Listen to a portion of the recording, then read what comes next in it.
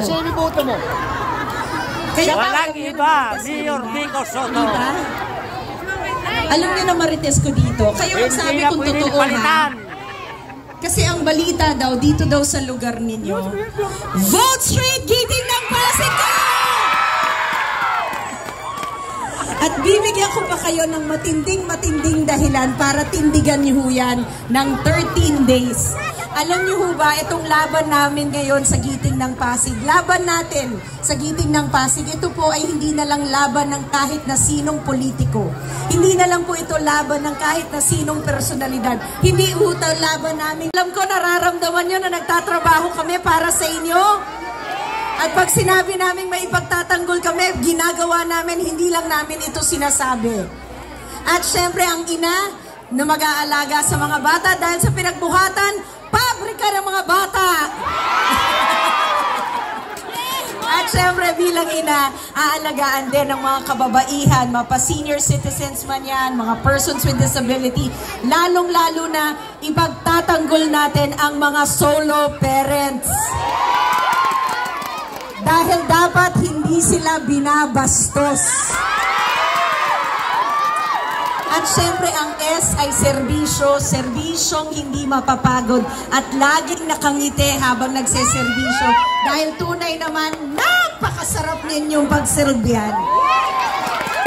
Alam niyo ba, etong malapit na. Alam niyo ba, nagbibilang na lang tayo ng araw. 13 days na lang eleksyon na. Excited na ba kayo? Alam niyo na ba kung sino iboboto ninyo? Well, itong eleksyon na to, laban na ho ito ng prinsipyo nating mga Pasigenyo.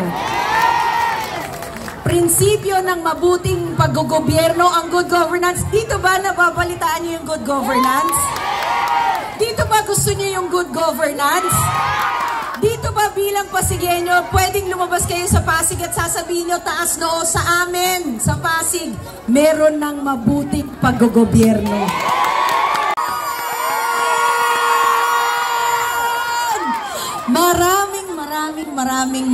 Maraming salamat sa napakainit ninyong pagtanggap sa aming buong Giting ng Pasig.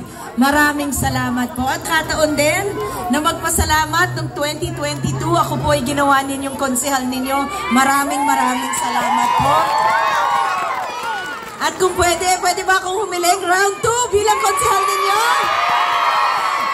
Maraming salamat. Alam ko, marami akong kabatchmate dito.